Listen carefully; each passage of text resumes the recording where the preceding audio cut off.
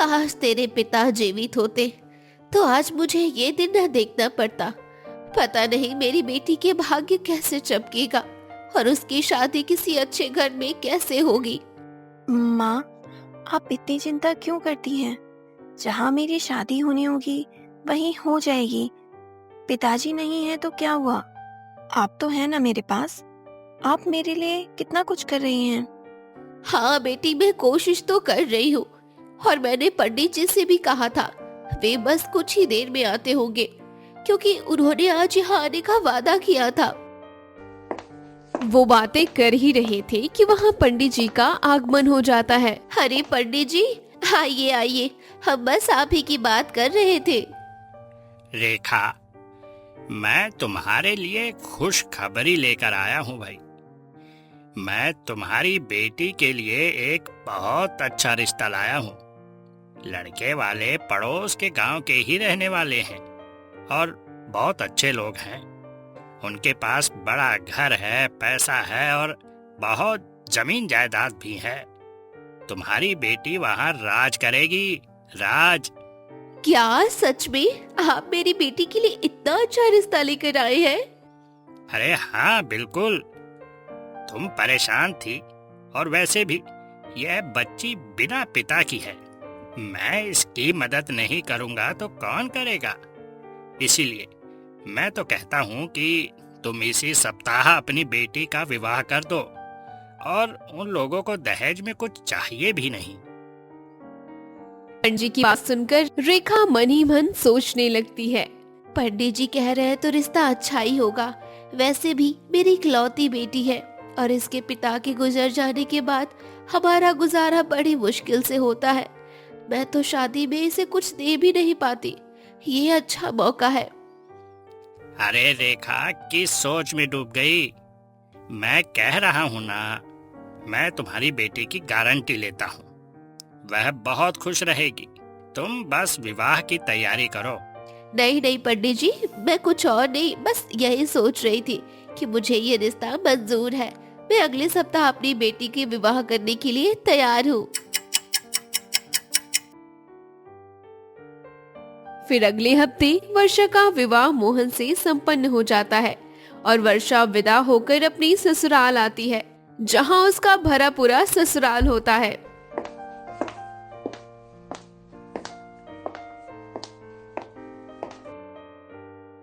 अरे बड़ी भाभी, देखिए छोटी भाभी कितनी सुंदर है ना। हाँ सुंदर तो है, लेकिन मुझसे थोड़ी कम। देखो मैं कितनी गोरी हूँ और वर्षा का रंग थोड़ा दबा हुआ है। नहीं नहीं भाभी, ये आप क्या कह रही हैं? आपने तो ढेर सारा मेकअप थोप रखा है, पर भाभी का सौंदर्य तो प्राकृतिक है। नई दुल्हन होने के कारण वो और भी सुंदर लग रही हैं। तो चुप कर, बहुत चपट चपट करने लगी है। चल यहाँ से और अपनी नई नवेली भाभी के लिए चाय बना कर ला। बेचारी बहुत थक गई होगी। डॉली वहाँ से चली जाती है, जबकि वर्षा की जेठानी वर्षा से हंसते हुए कहती है, देखो मैं थोड़ी मुंहफट किस्म की हूँ, जो सच होता है वही बोलती हूँ और दिल में कुछ नहीं रखती। अरे कोई बात नहीं भाभी, आप वाकई में मुझसे ज्यादा सुंदर हैं। चलो अब तुम भी मानती हो ना कि मैं सुंदर हूँ। खैर अब तुम आराम करो, थोड़ी देर में डॉली तुम्हारे लिए चाय लेकर आएगी। जेठानी कमरे से चली जाती है। वर्षा एक लंबी सांस लेकर अपना घूंघट उठाते हुए खुद से कहती है, बस अब जल्दी से रात हो जाए ताकि मैं सो सकूं। मैं बहुत थक गई हूँ। वाकई शादी की रस्में इतनी थका देने वाली होती हैं, यह मुझे आज समझ आया। दुल्हन का क्या हाल होता है यह अब पता चला। बस जल्द से जल्द रात हो और मैं अपने कमरे में जाकर सोऊं। वर्षा अभी ये सोच ही रही थी कि तभी डॉली चाय लेकर आई और बोली, भाभी ये लीजिए चाय। वैसे आप कौन से सपनों में खोई हुई हैं? लगता है आपको बहुत नींद आ रही है। हाँ सच कहूँ तो मुझे बहुत नींद आ रही है।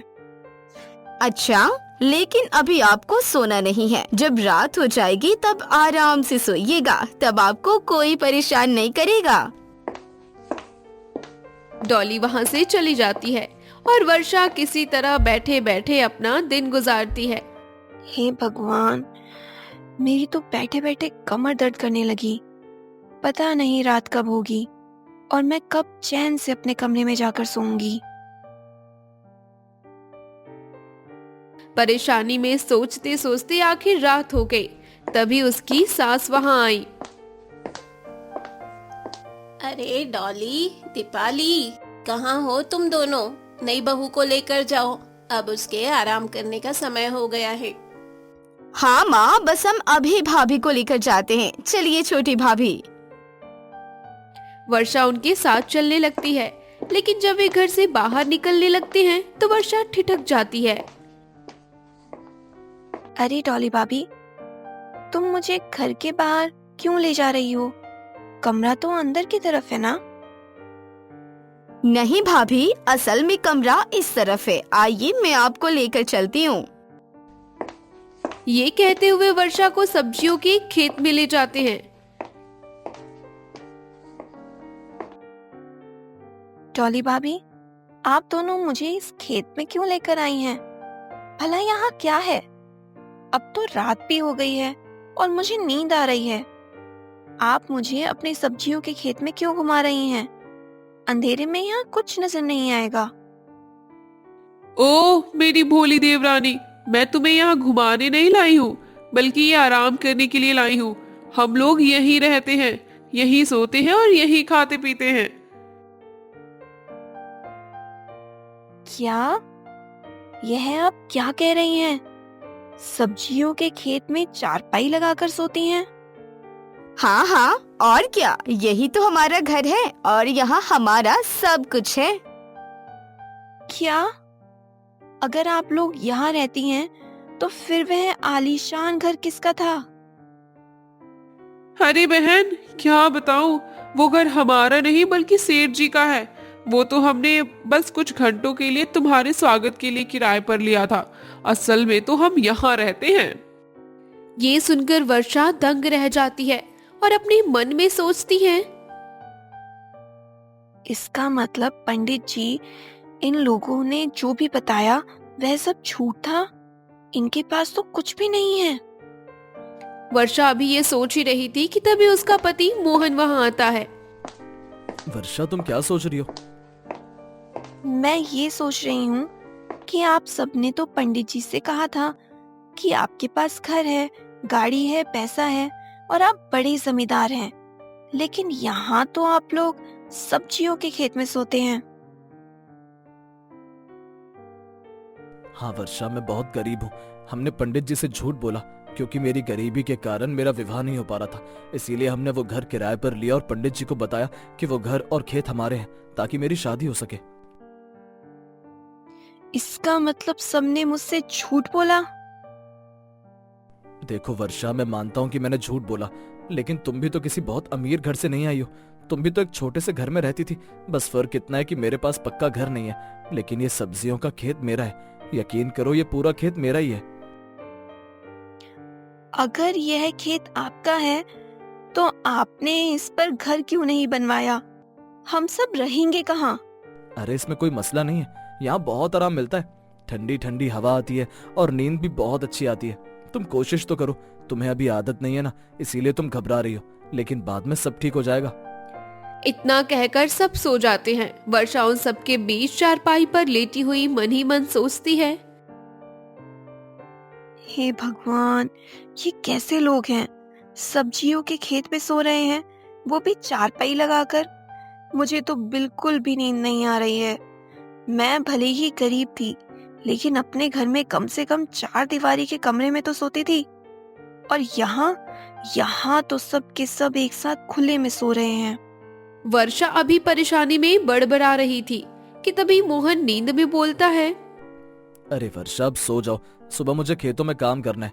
देखो पहली दफा है इसीलिए तुम्हें अजीब लग रहा होगा, लेकिन धीरे धीरे आदत हो जाएगी। अब सोने की कोशिश करो, आंखें बंद करोगी तभी तो नींद आएगी। मुझे इस खुले आसमान के नीचे नींद नहीं आ रही है। मोहन, मुझे घर में सोना है, मुझे कमरा चाहिए। अब कमरा मैं तुम्हें कहाँ से ला कर दूं? जब हमारे पास घर है ही नहीं तो कमरा कहाँ से आएगा? चुपचाप अपनी आंखें बंद करो और सोने की कोशिश करो।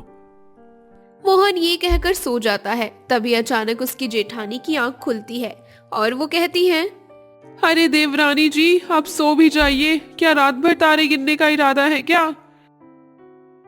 भाभी, मुझे नींद नहीं आ रही है तो मैं क्या करूं? लगता है तारे गिन गिन करके ही रात गुजारनी पड़ेगी। ठीक है, जैसी आपकी इच्छा, मैं तो चली सोने। सब सो जाते हैं और वर्षा रात भर जागती रहती है और आसमान के तारों को देखती रहती है। अगली सुबह जब वो उठती है तो उसकी आंखें सूजी हुई होती हैं। अरे ये क्या बहू, एक रात की दुल्हन और ये हाल है तुम्हारा? तुम्हारी आंखें इतनी सूजी हुई क्यों हैं? माँ जी, लगता है छोटी बहू ने मेरी बात को कुछ ज्यादा ही दिल पर ले लिया। मैंने कल इससे कहा था कि रात भर तारे गिनिए, लगता है इन्होंने वही काम किया है। दीपाली हंसने लगती है, जबकि वर्षा बेबसी और परेशानी से उसे देखती रह जाती है।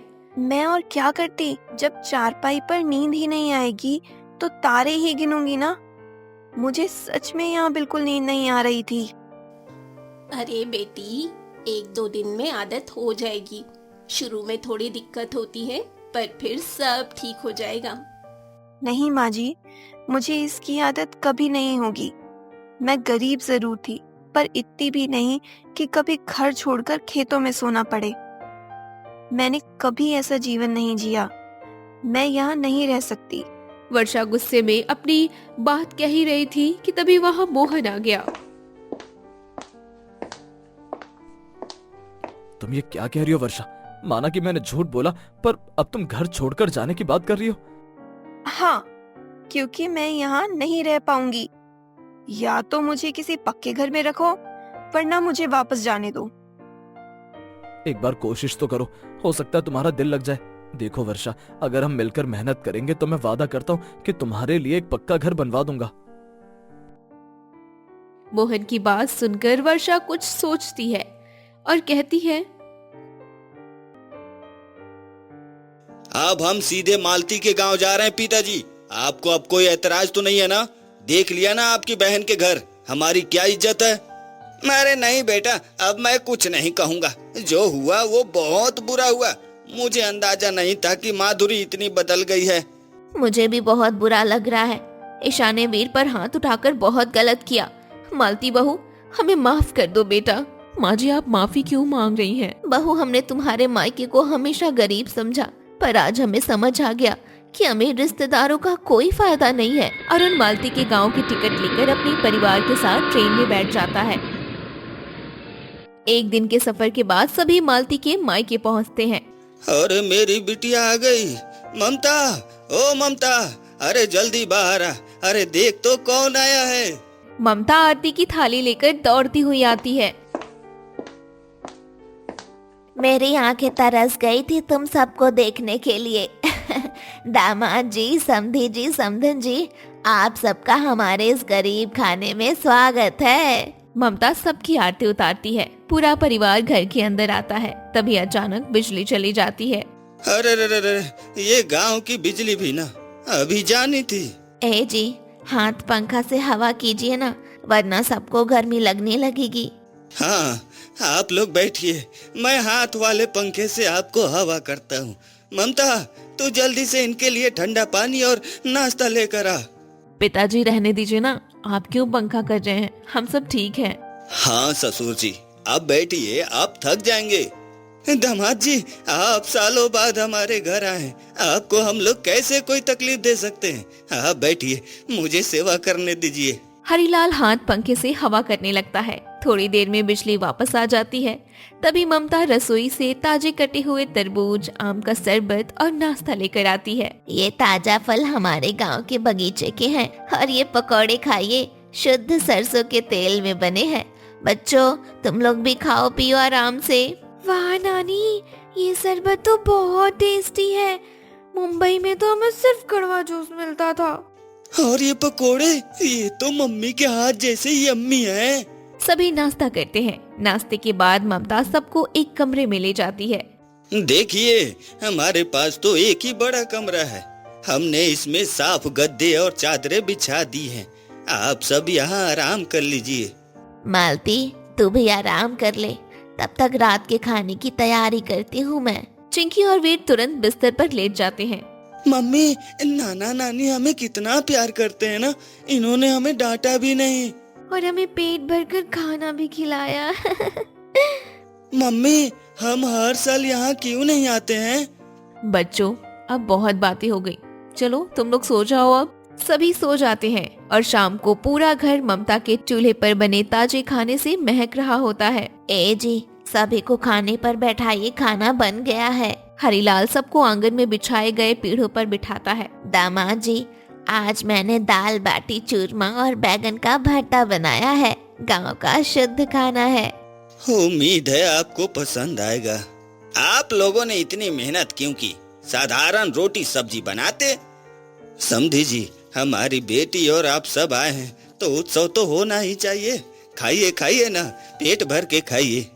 सब लोग बड़े चाव से खाना खाते हैं। खाने के बाद सभी आंगन में चारपाई लगाकर बैठते हैं। हरिलाल भाई, सुना है तुम्हारी बेटिया और दामाद जी शहर से आए हैं। हाँ भाई, ये मेरे दामाद जी हैं, शहर में बड़े अफसर हैं, और ये मेरे समधी जी हैं। मेरी बेटी बहुत सालों बाद अपने ससुराल वालों के साथ गर्मियों की छुट्टी में आई है। और साथ में मेरे नाती नतनी को भी लेकर आई है। आज मैं बहुत खुश हूँ। ऐसा लग रहा है जैसे किसी लंबे इंतजार के बाद मुझे जो चाहिए था वो मिल गया। आज मेरी खुशियाँ मेरे बच्चों की मुस्कुराहट के साथ वापस आ गई हैं। ममता के माता पिता के प्यार से महेश और देवकी को उनकी गलती का एहसास होता है। मैं कितना गलत था, जिन्हें मैंने अपना माना उन्होंने मेरे परिवार की बेइज्जती की, मेरे बच्चों को थप्पड़ मारा। जिन्हें अपने गरीब फटीचर और ना जाने क्या क्या कहा, वो मेरे परिवार को कितना सम्मान दे रहे हैं और हमारे बच्चों को कितना प्यार दे रहे हैं। ऐसे ही रात होती है। सब छत पर खुले आसमान के नीचे सोते हैं। अगले दिन सुबह सभी हरिलाल के खेत आए हुए हैं। बच्चों, आज मैं तुम्हें अपना खेत दिखाऊंगा। वो देखो, वहाँ गन्ने लगे हैं और वहाँ खीरे। खेत देखकर चिंकी और वीर खुशी से यहाँ वहाँ दौड़ने लगते हैं। दीदी, वो देखो आम का पेड़, चलो आम तोड़ते हैं। तू आम तोड़, मैं तो जा रही हूँ नानी और बुआ के साथ खेत में छुपन छुपाई खेलने। हाँ हाँ चिंकी, चल खेलते हैं। भाभी आप भी चलो ना। वीर पत्थर मारकर पेड़ों से फल तोड़ने लगते हैं। चिंकी पौधों के बीच छुपन छुपाई खेलने लगती है। चिंकी, वीर, रुक जाओ, फसल खराब मत करो, नाना जी ने बहुत मेहनत से उगाई है। अरे अरुण बेटा, रहने दो ना, बच्चे हैं, करने दो मस्ती। अपने नाना नानी के घर नहीं करेंगे तो कहाँ करेंगे? ये खेत भी तो उन्हीं का है ना। हाँ दामाद जी, इन्हें मत रोकिए, जितना खेलना चाहे खेलने दीजिए। इनके शोर से मेरे खेत में रौनक आ गई है। भाभी, सच में गर्मियों की छुट्टियां जैसे यहाँ बीत सकती है ना, वैसे किसी आलीशान बंगले में नहीं है। कीर्ति, यहाँ दिखावा नहीं, सिर्फ प्यार है, और वो भी नाना नानी का प्यार। ऐसे ही कुछ दिन बीत जाते हैं और एक दोपहर पूरा परिवार गांव की सैर लगाकर वापस घर आता है। आप लोग आराम कीजिए, मैं सभी के लिए खाना बना कर लाती हूँ। माँ, लाओ मैं तुम्हारी मदद कर देती हूँ, तुम सुबह से अकेले काम कर रही हो। अरे बेटिया, तू मेहमान है, तो बैठ, मैं कर लूंगी। नहीं माँ, मैं इस घर की बेटी हूँ। चलो आज हम दोनों मिलकर माँ बेटी वाला स्पेशल खाना बनाएंगे। मालती और ममता मिलकर खाना बनाती हैं। उधर आंगन में हरिलाल और अरुण लूडो खेल रहे होते हैं। ऐसे ही कुछ दिन बीतते हैं। नानी, बहुत गर्मी लग रही है, यहाँ कहीं आइसक्रीम नहीं मिलती? पापा तो हमें रोज शाम को आइसक्रीम खिलाते थे। हाँ नानी, आइसक्रीम खाने का तो बहुत मन कर रहा है, पर यहाँ तो कोई दुकान ही नहीं दिख रही। अरे मेरे बच्चों, तो उदास मत हो, तुम्हारे नाना नानी अभी तुम्हारे लिए आइसक्रीम ला देंगे। सुनते हो जी, बच्चे आइसक्रीम मांग रहे हैं। हाँ तो मैं अभी जाता हूँ, गांव के बाहर चुन्नी लाल की दुकान है, वहाँ शहर से बर्फ और आइसक्रीम आती है, मैं अभी लेकर आता हूँ। पिताजी रहने दीजिए, दोपहर की इतनी कड़ी धूप है और वो दुकान यहाँ से बहुत दूर है।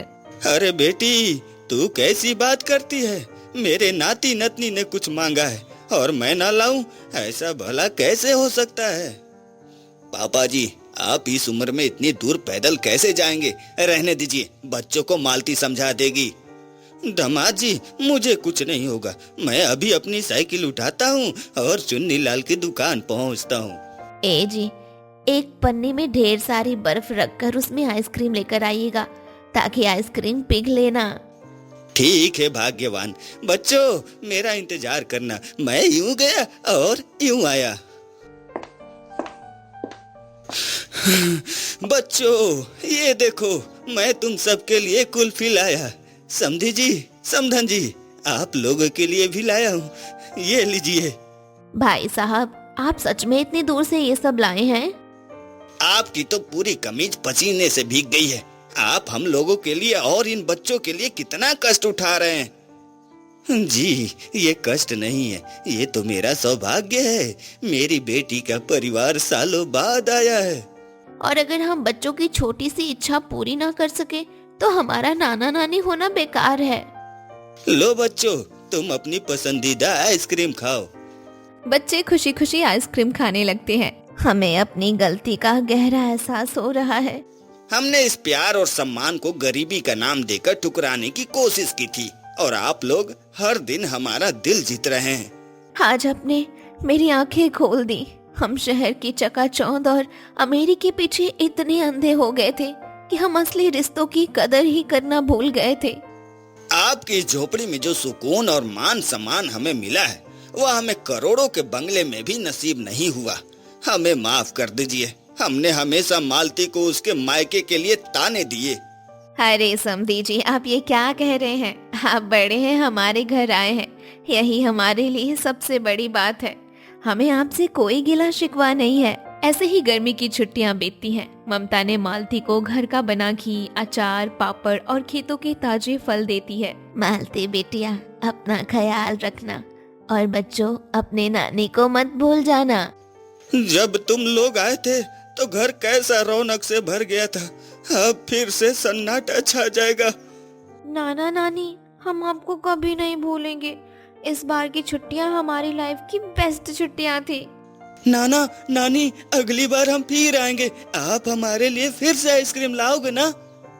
जरूर बेटा, तुम लोग जब भी आओगे, ये नाना तुम्हारे लिए अपनी जान हाजिर कर देगा। पूरा परिवार भारी मन से टैक्सी में बैठता है। हरीलाल और ममता हाथ हिलाते हुए उन्हें विदा करते हैं। रास्ते में महेश के फोन पर माधुरी का फोन आता है। हाँ माधुरी, कहो, क्या बात है? भाई साहब, आप लोग कहाँ हैं? क्यों, क्या हुआ? हम लोग आपके शहर आ रहे थे। दरअसल ईशा के पापा को कुछ मेडिकल चेकअप कराना है और आपके शहर में एक बहुत बड़ा डॉक्टर रहता है ना। अरे, ये तो संभव नहीं है। क्यों भैया? हम तो सोच रहे थे कि 2-3 दिन आपके घर रुक जाएंगे। वैसे भी छुट्टियां चल रही हैं तो थोड़ा मिलना जुलना हो जाएगा। महेश एक पल के लिए रुकता है। उसे गर्मियों की छुट्टी की पुरानी यादें याद आती हैं। मेरे परिवार और मेरे पोता पोती को फटीचर कहा था ना। कुछ दिनों की छुट्टियों में हम इन पर बोझ बन गए थे और इन्होंने मेरे पोते पर हाथ भी उठाया था। माधुरी, हमें माफ करना। हम सब अभी घर नहीं पहुंचे हैं और वैसे भी हम आने वाले कुछ दिनों में बहुत ज्यादा ही बिजी रहेंगे।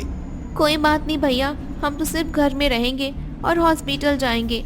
नहीं माधुरी, हमारा घर छोटा है और तुम लोगों को हमारे घर में एडजस्ट करने में बहुत दिक्कत होगी। शहर में बहुत सारे अच्छे होटल हैं, तुम कहीं भी रुक सकती हो। भैया, आप ये क्या कह रहे हैं? मैं आपकी बहन हूँ। आप मुझे अपने घर आने से मना कर रहे हैं? हाँ माधुरी, रिश्तों में जब कड़वाहट और अपनापन आ जाए तो अलग हो जाना बेहतर होता है। अब हम पर हक जताना छोड़ दो। महेश फोन काट देता है। पास खड़े बच्चों के चेहरे पर खुशी की झलक दिखती है। ये क्या जी, आपने नंद जी से ऐसा क्यों कहा? अगर वो आना चाहती हैं तो उन्हें मना क्यों कर रहे हैं? मैंने बिल्कुल सही किया। जो लोग हमें और हमारे बच्चों को सम्मान नहीं दे सकते, हम फालतू में उन पर अपना प्यार क्यों लुटाएं? सही कहा आपने। असली रिश्तेदार तो मालती के माता पिता जैसे लोगों से निभाई जाती है। हाँ, और जो किसी भी हालत में हमारा मान रखते हैं ना, अब से हम हर साल छुट्टियां यही मनाएंगे। हाँ, परायों का हमारी जिंदगी में अब कोई काम नहीं है। आप लोगों की ये बात सुनकर आज मेरा मन हल्का हो गया। आज मुझे अपने मायके पर और भी ज्यादा गर्व हो रहा है। हाँ, सही कहा पिताजी। असली छुट्टियां तो नाना नानी के घर ही होती है। पूरा परिवार हर गर्मियों की छुट्टियां नाना नानी के घर बिताने का फैसला करता है और अगली गर्मियों की छुट्टी का इंतजार करने लगता है।